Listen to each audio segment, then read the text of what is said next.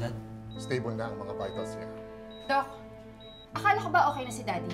Bakit biglang bumaba yung cardiac rate at BP niya? May binigay ba kayo sa kanya? Zoe, I demand a lab test now! Gusto ko malaman kung ano yung mga binigay niyo sa kanya.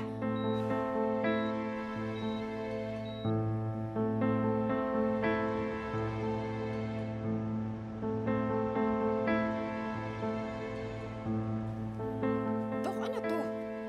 Bakit mataas ang insulin level sa dugo ni Dad? This is a very large amount of insulin. Kung hindi naagapan niya, pwede niya ikamatay. Yan nga yung pinagtataka ko eh. Wala naman akong in-order na insulin dahil wala akong nakikitang problema sa blood sugar ni Dr. Benitez, Zoe. Then how can you explain this? Bakit mataas ang insulin level niya sa blood niya? Ha? Are you trying to kill my father? Of course not, Zoe. Zoe! Huwag mo naman kausapin ng ganyan si Doc. Huwag kang nakikialam dito. Anak ako ng pasyente, may karapatan ako magtanong. Kung hindi naman ikaw ang attending physician ni Daddy, umalis ka na dito. Zoe, pwede mo naman kausapin ng mahinahon si Doc. Di ba doktor ka? Respetuhin mo naman yung kapwa-doktor mo. Napakapakailamera mo eh, no? Ano yung bagay sa'yo? Zoe!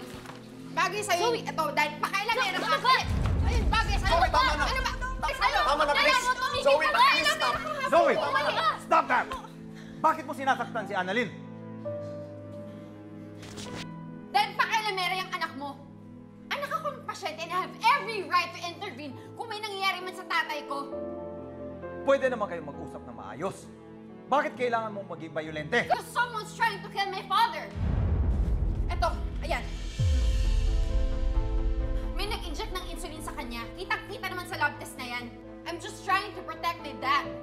Lalong-lalo na sa mga taong alam kong may motibo laban sa kanya. Zoe! Sana dinefend mo ako ng ganyan nung niloko ako ng mami mo. Pero hindi. Pinili mong sumali sa kasinungalingan niya.